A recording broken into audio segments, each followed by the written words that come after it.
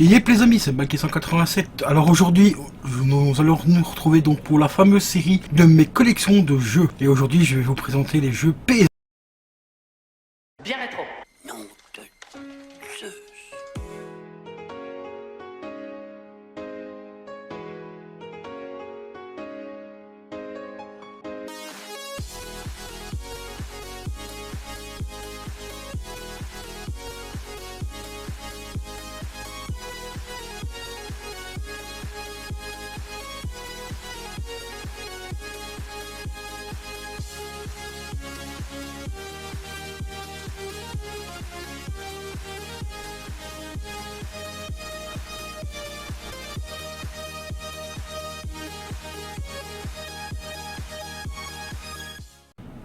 Et re les amis, donc me voici pour la présentation de ma collection de jeux PS2.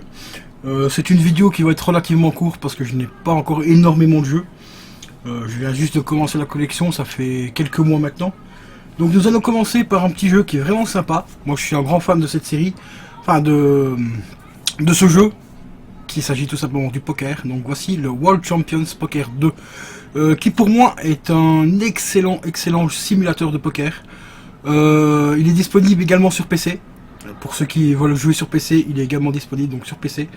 Il est franchement relativement cool, assez bien foutu.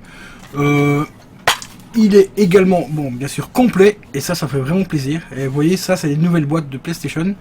C'est les fameuses boîtes noires. Voilà. Il y a une particularité par rapport aux boîtes noires, mais je ne sais plus ce que c'est. Je crois que c'est les premières boîtes, en fait. Si je me rappelle bien. Ou que c'est les nouvelles boîtes, je ne sais plus, il faudrait... Éventuellement, je vous conseille d'aller voir la vidéo de Conquerax, parce qu'il a fait une vidéo il y a peu de temps, justement, où il explique la fameuse différence entre les boîtes bleues et les boîtes noires. Voilà. Ensuite, nous allons passer maintenant au petit jeu. Voilà, ici, 007 God Knight au service du mal, qui n'est pas trop mal, franchement, il n'est pas trop mal du tout. Bon, après, graphiquement, il a pris cher aussi, hein, c'est des jeux PS2. Celui-ci date quand même de 2004, hein, donc il a quand même 15 ans. Donc vous attendez pas à avoir un jeu exceptionnel. Une petite astuce que je peux vous donner, si vous voulez améliorer un tout petit peu la qualité de vos jeux, c'est tout simplement d'acheter le petit boîtier PS2 tout HDMI. En fait, c'est un boîtier que vous branchez à l'arrière de votre console, à la place du câble traditionnel de la PS. Et vous pouvez rebrancher un câble HDMI. Comme ça améliore un tout petit peu la qualité des jeux. Ce boîtier n'est pas alimenté malheureusement, donc il faut brancher un câble USB dessus. Normalement le câble USB est fourni avec et vous le rebranchez tout simplement sur l'USB de votre console. Et vous aurez une petite amélioration graphique au niveau de certains jeux PS2. Bon, après il faut pas que le jeu soit trop dégueulasse non plus, sinon ça se verra quand même. Et voilà, il est également complet. Celui-là je l'avais acheté 1€, ce qui fait partie d'un lot que j'avais racheté aussi en PS2. Ainsi que celui-ci, voilà, il était dans un lot également, donc je l'ai payé 1€ également. Ensuite, nous allons passer à aux franchises que j'aime bien, mais que les jeux sont complètement pourris. Donc, à l'occurrence, le Jackass, griffé donc MTV. Hein, pour ceux qui connaissent pas Jackass, c'était une bande de jeunes, enfin une bande de jeunes et adultes qui faisaient des cascades complètement what the fuck sur MTV à l'époque. Dans les années 80-90, enfin plus 90. Le jeu ici date de 2007. Graphiquement, il est pas terrible. Au niveau du gameplay, c'est une catastrophe. Voilà quoi. En fait, en gros, vraiment, faut faire un gros résumé. C'est un jeu de merde. Mais comme je l'ai expliqué dans les vidéos précédentes, il y a des jeux que j'ai repris parce que j'adorais justement regarder Jackass sur MTV. C'était hyper marrant. Donc posséder le jeu, bah, c'était un petit peu une logique pour moi parce que ça me rappelle énormément de souvenirs. Et il est également complet. Et celui-là, ce que j'adore, c'est qu'il y a vraiment des anciennes pubs dedans. C'est ça aussi que c'est complètement délirant. Donc ici, bah, vous avez tout simplement la notice du jeu. Voilà, avec les explications qu'il faut faire. La présentation des joueurs, enfin des personnages à l'intérieur et tout. Mais le plus délirant, c'était quand même la petite notice ici. Qui vous rappelle tout ce qu'il faisait sur MTV, donc Jackass, Pimp My Ride. Franchement, Pimp My Ride, c'était mon émission préférée au niveau du tuning, c'était une tuerie. Enfin bref, on peut également retrouver la collection de DVD de Jackass, tout simplement. Voilà. D'autres petites émissions comme celle-ci que je n'ai pas connue sur MTV. Le fameux Be My Right avec Zibit.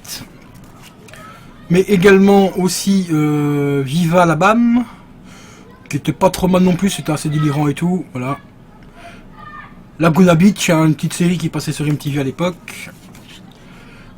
Mais également Les Affreux d'MTV. Alors ça franchement j'ai kiffé de ouf quand j'étais gosse. C'était complètement con, mais c'était excellent.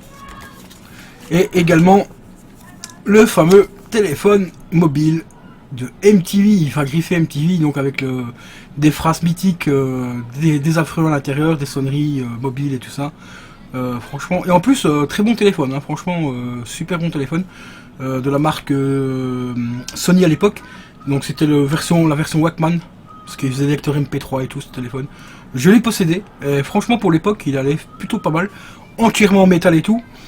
Franchement un très bon téléphone. Bon il coûtait un petit peu cher à l'époque, il était j'ai donné le prix en euros, il était aux alentours de 250 voire 300 euros à l'époque. Donc il était relativement cher mais une très bonne qualité. Ensuite nous allons passer au pire jeu des Simpsons, hein, que j'ai également sur PS2. Voilà, et ici vous allez voir la petite partie, ce que je vous expliquais par rapport au jeu PS3. Bon, ici malheureusement je n'ai pas la notice, mais vous voyez ici la notice est en français, enfin la jaquette est en français, donc les Simpsons le jeu. Et le jeu, voilà, il est bien en français également. Ah, désolé, hop. Voilà, les Simpsons, le jeu. Et ben, la version PS3, si vous avez cette version-là complète, donc avec la jaquette en français, le jeu en français et la notice en français, c'est un jeu qui commence à coter énormément. Après, pourquoi celui-ci et pas, par exemple, le The Run, enfin le Hit Run des Simpsons, qui est beaucoup mieux que celui-ci. Je sais pas pourquoi celui-là il commence à coter. Bon, enfin bref, voilà, c'est celui-là qui cote le plus pour l'instant. Bon, à part en PS2 il vaut pas grand chose, mais sur PS3 il peut monter jusqu'à 50, des fois 60 euros. Ça dépend un petit peu des sites. Ensuite, nous allons passer à un excellent jeu, et celui-là graphiquement il passe encore super bien. Il s'agit des Tortues Ninja. Et franchement celui-là il est comme neuf. Celui-là il commence à prendre une certaine cote aussi. 25-30 balles à peu près. Et ici je l'ai en version complète. Et j'ai rajouté une petite carte mémoire. C'est la petite carte mémoire qui est juste ici, voilà. Que j'ai reçue avec la console. Parce que j'ai racheté la console PS2 en boîte pour 50 € avec 6 jeux. Et il y avait une petite carte mémoire ici. Bon, c'est vraiment une toute petite carte mémoire. On peut mettre un maximum un jeu. Une sauvegarde d'un jeu, elle est pleine. Donc, et comme elle est verte, bah, je l'ai remis dans la boîte ici. Parce que vu que les Tortues Ninja sont vertes, ça donnait un petit rappel au jeu. Et je suis vraiment assez content de l'avoir possédé, parce que ça c'est un des jeux qui faisait partie du lot que j'ai racheté avec la console. Donc il me revient à 2 € à peu près celui-là, et qu'en réalité bah, il vaut dans les 25-30 boules. Ensuite nous allons passer à un autre petit jeu qui est vraiment super sympa. C'est pas les meilleurs de la franchise, hein. Il y en a des autres qui sont beaucoup mieux. Il s'agit du Mortal Kombat Mystification. Celui-ci il est pas mal parce qu'il a plein de mini-jeux à l'intérieur. Malheureusement, vous voyez, ça c'est les nouvelles boîtes. C'est pour ça que je dis malheureusement, parce que ces boîtes là je les aime pas, parce qu'on peut pas mettre les cartes mémoire à l'intérieur. J'aime un peu moins ces boîtes là. Encore une fois c'était une question d'économie, parce que ça faisait un peu moins de plastique et tout, enfin des rajouts de plastique. PlayStation ils essayaient de faire des économies un petit peu sur tout à l'époque, hein. Surtout que les consoles ils les vendaient à perte, il faut pas oublier. Enfin la PS2 je sais pas s'ils l'ont vendu à perte, mais la PS3 et la PS4 ils l'ont vendu à perte, hein. Comme toujours. Et vous voyez à l'intérieur ici, en fait on a des mini-jeux. Je suis désolé pour le focus. Voilà, ici on a un jeu par exemple d'échecs. Ici on a une espèce de truc comment de Tetris. Voilà, je suis vraiment désolé pour le focus. Décidément ma webcam aujourd'hui elle a du mal. Enfin ici c'est du Tetris et tout ça. Et après ben, il y a des combats traditionnels de Mortal Kombat et tout. C'est un jeu qui reste quand même relativement cool. Même si c'est pas vraiment le meilleur qu'ils ont fait sur les consoles. Il reste assez sympa. Un autre petit jeu qui commence à prendre une certaine cote, malgré qu'il est en Platinum, il s'agit tout simplement du Tekken 4. Celui-là aussi il commence à prendre une certaine cote sur certains, sur eBay par exemple, regardez en entrée ici, il peut partir à des 15-20 balles. Et ici c'est la version Platinum, alors je n'ose même pas imaginer le prix en version normale quoi. Et bien sûr il est également complet. Voilà, et ça fait vraiment plaisir parce que celui-là aussi je l'ai rentré avec le lot quand j'avais racheté la PS2. Ensuite, En concernant une franchise que je kiffe, parce que j'ai kiffé la série, mais le jeu est complètement merdique, je vous présente le magnifique Starsky et Hutch, qui est franchement graphiquement pourri, gameplay pourri, mais c'est une franchise que j'ai adoré quand j'étais gosse, donc ça m'a fait extrêmement plaisir de retrouver le jeu correspondant à cette franchise. Et ici, il est également complet, payé un peu moins de 10 €. Voilà, et franchement, il est propre de chez propre et complet. Ensuite, et ça fait vraiment super plaisir. D'ailleurs, j'ai un abonné qui m'avait contacté en me disant qu'il avait sous blister. J'attends toujours des nouvelles. Il s'agit d'une Need for Speed Undercover, le premier du nom. Ici, il est entièrement complet. Voilà. Bon, ce qui vient de tomber, c'est un deuxième CD du même jeu. Parce que je l'avais déjà acheté une fois, mais la pochette était tellement dégueulasse et tout que j'avais viré la pochette et tout. Donc ici, j'ai récupéré celui-là il y a peu de temps à 5 €. Donc du coup, j'ai conservé le jeu qui vient de se casser la gueule. Comme ça, j'ai toujours une copie de sauvegarde de celui-là, parce que les jeux ici Need for Speed, ils ont tendance à bugger de ouf. Je sais pas pourquoi, pourquoi ils bug comme ça. Surtout celui-ci, le Need for Speed Undercover 2, que j'ai jamais pu terminer le jeu, parce qu'à chaque fois là, que j'arrivais au dernier boss, eh ben, le jeu plantait. Et je l'ai acheté 5 ou 6 fois. Voilà, 5 ou 6 fois la même version du jeu, et à chaque fois, à la fin du boss, à chaque fois que j'arrivais au boss final, le jeu plantait. J'ai jamais eu de bol. Et celui-là, malheureusement, il n'est pas complet. Il a juste une petite pub à la con pour Lycos. Hein. Lycos était un moteur de recherche, hein, donc à l'époque. Donc voilà. Ensuite, nous avons le magnifique Need for Speed Most Wanted. Pour moi, qui est un excellent Need for Speed Most Wanted, mieux que celui qu'ils ont refait sur PS3 il y a quelques temps. Celui-là, franchement, il était excellent. Au niveau des cinématiques et tout, franchement, vraiment super bon. En fait, on doit défier une liste de pilotes et on doit terminer numéro 1, tout simplement, sur la liste. Et celui-ci est également complet. Ensuite, celui-ci aussi, je suis vraiment super content de l'avoir retrouvé, surtout qu'il est quasiment en état neuf. Il s'agit du Ghost Rider, qui est pas trop mal. Bon, c'est un gameplay assez simpliste, hein, il n'y a pas grand chose à faire. Il y a des monstres à déglinguer, vous avez des courses à faire avec des motos et à déglinguer les monstres qui sont également en moto. Mais c'est une franchise que j'ai adoré le film, donc du coup ça fait extrêmement plaisir de le rentrer, le jeu en PS2. Et celui-ci, bien sûr, il est également complet. Tous les jeux ici, je les ai payés un petit peu moins de 10 €. Hein. Et quand il s'agira de jeux que j'ai récupéré dans le lot, ben, je vous le dirai, comme je fais jusqu'à présent. Ensuite ici, j'ai récupéré aussi une petite collection de jeux vraiment super sympa. Il s'agit de tous les Burnout. Donc je vais vous les montrer vite fait comme ça, parce qu'il y en a 5 quand même. Donc ça va prendre un peu de temps pour les présenter tous un par un. Donc voilà, il y a tout simplement tous les Burnout, le 1, le 2, le 3, le 4 et le 5. Et ils sont tous complets.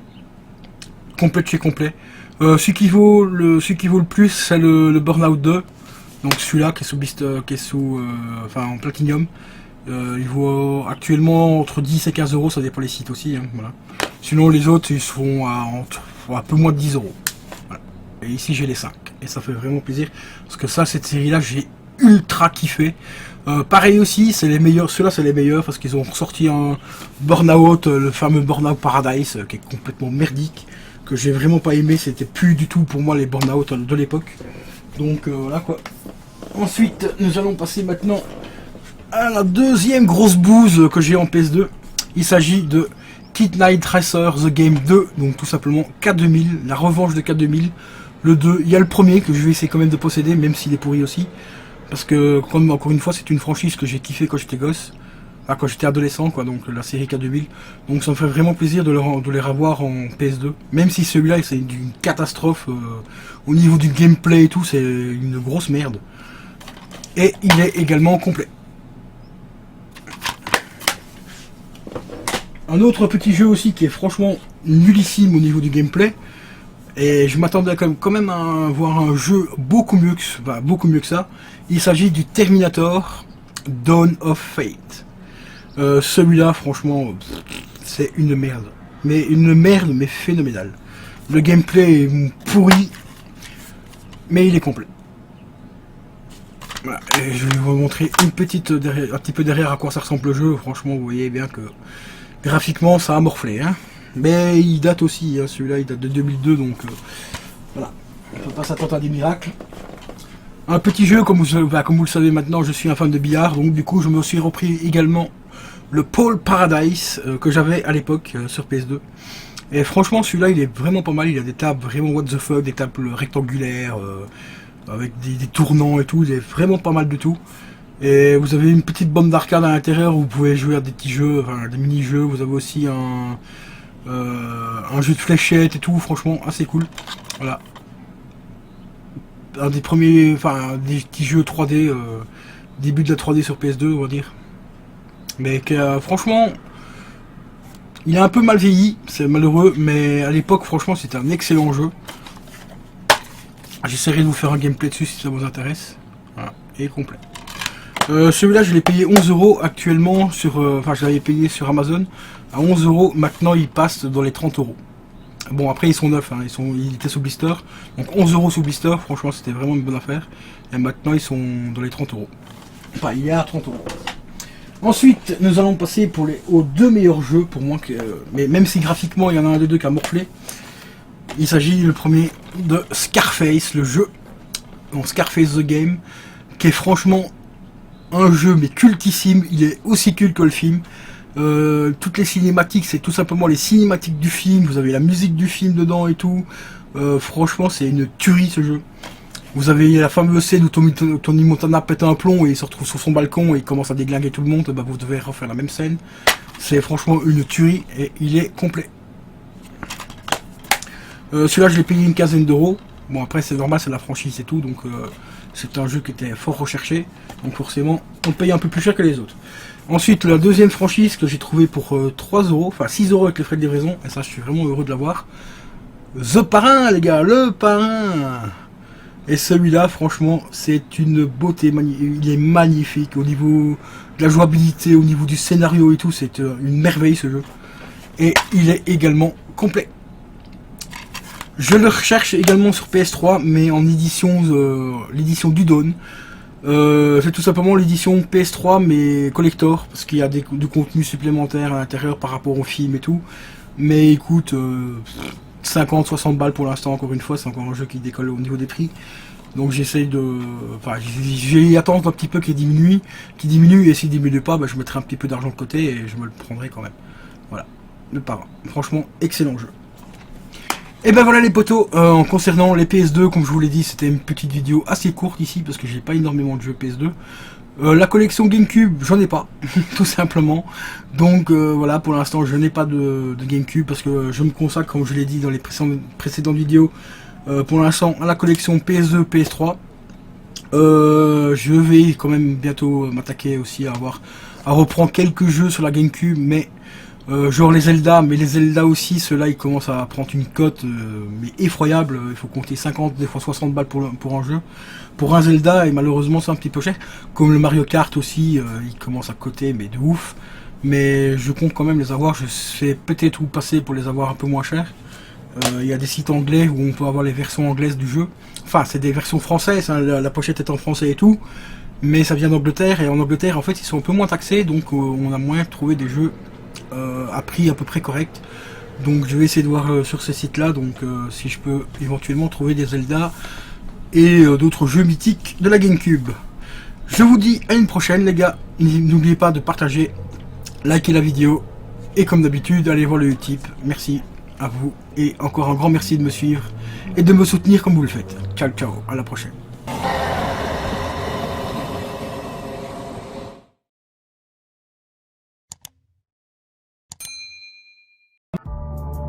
Lâchez un pouce bleu, lâchez un pouce bleu, lâchez un pouce bleu.